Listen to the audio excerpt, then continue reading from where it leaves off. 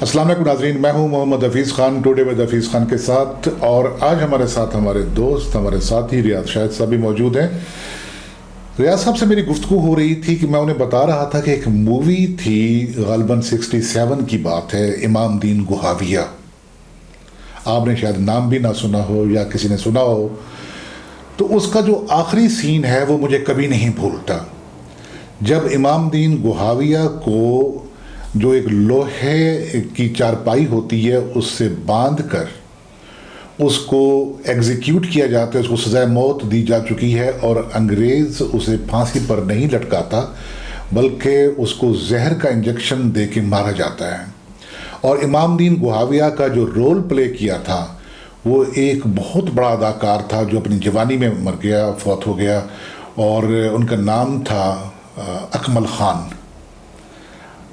तो अकमल ख़ान के चेहरे पर जो तासुरात थे और जिस तरीके से जहर का इंजेक्शन लगने के बाद उसको पिक्चराइज किया गया, ब्लैक एंड वाइट फिल्मों का ज़माना था और हमारे पास टेक्नोलॉजी भी नहीं थी। मैं बच्चा था और वो मेरे ज़हन पे नक्श होके रह गया।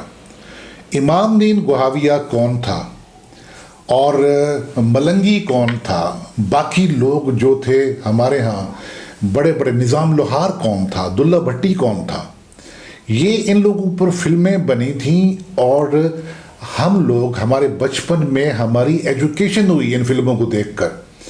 अब ऐसे मौज़ूआत पर फिल्में क्यों नहीं बनती?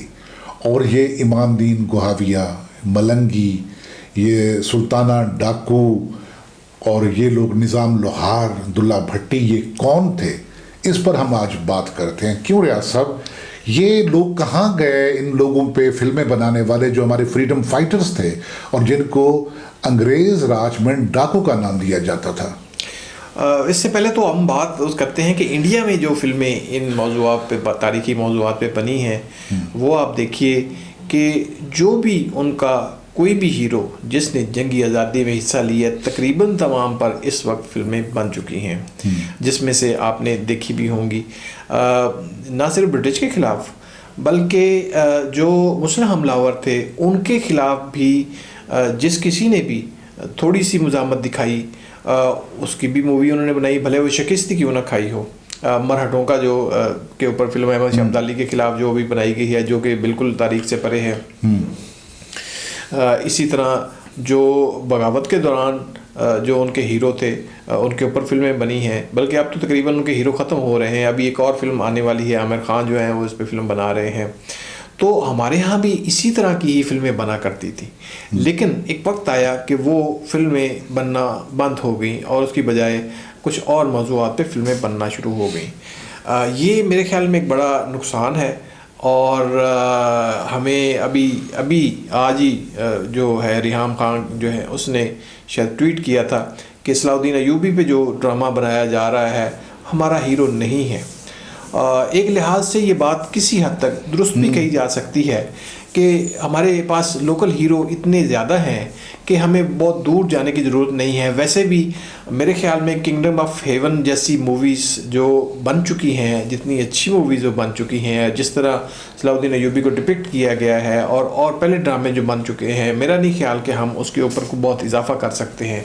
हमारे पास लोकल हीरो इतने ज़्यादा हैं कि हमें उसकी ज़रूरत जो है वो उनके ऊपर बनाने की ज़रूरत है। जैसा मैं एक बात और देखता हूँ कि एक वाज़ेह फ़र्क नज़र आता है अगर हम अपनी जो पुरानी फिल्मों को देखते हैं कि जो हमारे इधर फ्रीडम फाइटर थे, जो हमारा अभी पाकिस्तान है, जो पहले मगरबी पाकिस्तान और उससे पहले सूबे थे हमारे, उसमें वाज़ेह फ़र्क था कि उन लोगों पर फिल्में बनी कि जिन्होंने अंग्रेज़ों के ख़िलाफ़ बगावत की, जो उनका इम्पीरियलिस्टिक राज था और कॉलोनाइज्ड राज था, उसके ख़िलाफ़ बगावत की। जबकि हमारे उर्दू जो मीडिया है या हमारी सिनेमा था या ख़ास तौर पर हमारा जो टेलीविज़न था, वहाँ पर बनी है अगर मूवीज़ तो मोहम्मद बिन कासिम पर बनी है, टीपू सुल्तान पर बनी है, सिराजुद्दौला पर बनी है। तो ये एक फ़र्क क्यों दिखाई देता है? उर्दू में जो यहाँ के फ्रीडम फाइटर थे उन पर मूवीज़ क्यों नहीं बनी? ये है कि चूँकि वो उन इलाकों से ताल्लुक़ नहीं रखते थे जहाँ से इनके लिखने वाले आए, और उनके लिखने वाले चूँकि इनसे ज़्यादा आशना नहीं थे, تو شاید ایک وجہ تو یہ بھی ہے، ہو سکتی ہے. اور دوسری وجہ میرے خیال میں شاید یہی ہو سکتی ہے کہ جو یہ ڈرامے لکھنے والے تھے بنیادی طور پہ وہ نسلاً ان لوگوں کے اولاد تھے جو فاتحین تھے اور وہ ان کو اپنے برابر نہیں سمجھتے تھے. تو شاید ایک وجہ یہ ہو سکتی ہے. اور ویسے بھی اس وقت جو ٹو نیشن تھیوری کے تحت ایک لیجٹیمیسی قائم کرنی تھی، تو ایک وجہ تو یہ بھی ہے. لیکن یہ موویز بنی اور پنجابی زبان میں تو زیادہ بنی ہیں، اسی طرح لوکل زبان میں باقی جو پشتوں میں بنی ہیں وہ ہے، وہ بھی فریڈم فائٹرز کے اوپر بنی ہے. سندھی جو سینما ہے اس نے بنائی ہے. ایک آدھ جو ہے وہ اس میں بلوچی زبان میں بنی ہے، وہ اور بات ہے کہ وہ زیادہ کامیابی حاصل نہیں کر سکی. تو یہ جو معاملات ہیں، ابھی آپ دیکھیے کہ ہم اپنے بچوں کو اپنی تاریخ سے کس طرح روشناس کراتے ہیں.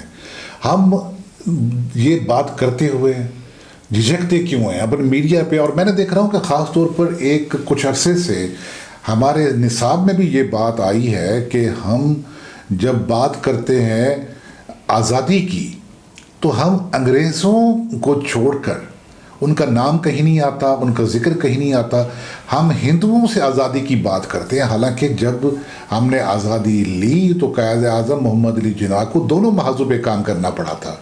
ان کو یہ پتہ تھا کہ انگریز چلا گیا تو یہاں پر ہندو اپنے اکثریت کے بلبوتے پر یہاں قابض ہو جائیں گے اور مسلمان ان کی غلامی میں چلے جائیں گے.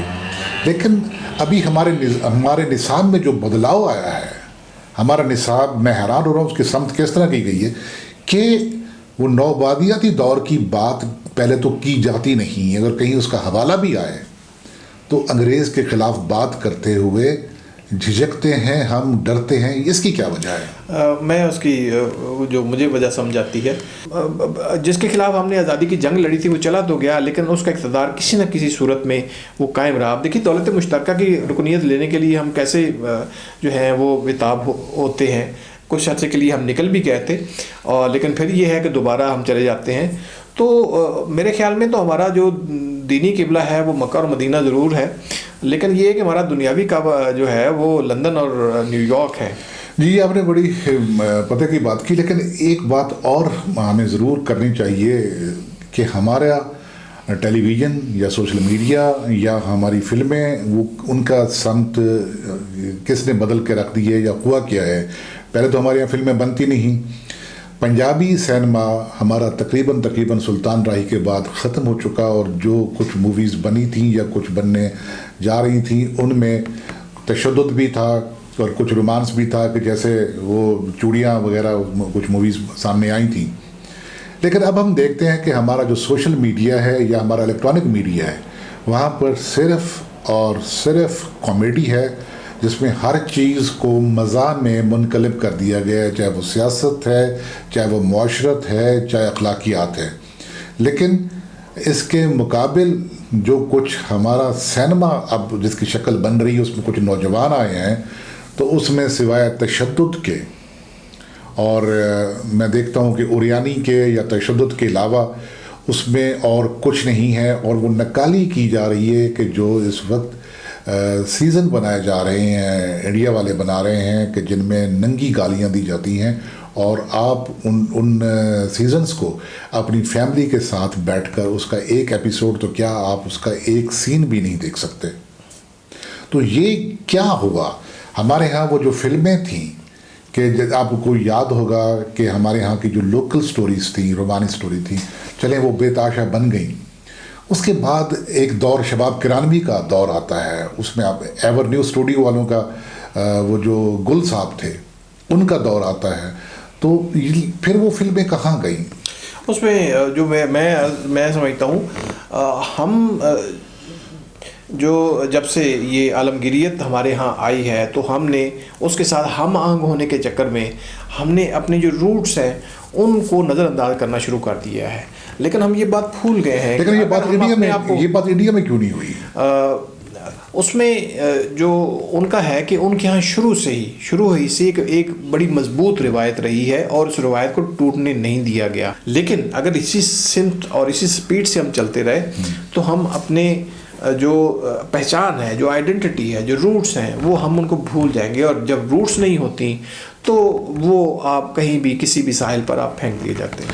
ابھی جو سینما کا رخ ہمارے ہاں بنا ہے، میں اس میں حیران ہوتا ہوں کہ جب یہ کوئی مووی بنائی جاتی ہے، کوئی ڈرامہ لکھا جاتا ہے، تو صرف یہ ہوتا ہے کہ کوئی دیکھنے والا کچھ گھنٹوں کے لیے یا کچھ منٹوں کے لیے اپنے آپ سے فرار کیسے پا سکتا ہے، اپنے آپ سے کیسے وہ پیچھا چھڑوا سکتا ہے، اپنے آپ کو گم کیسے کر سکتا ہے۔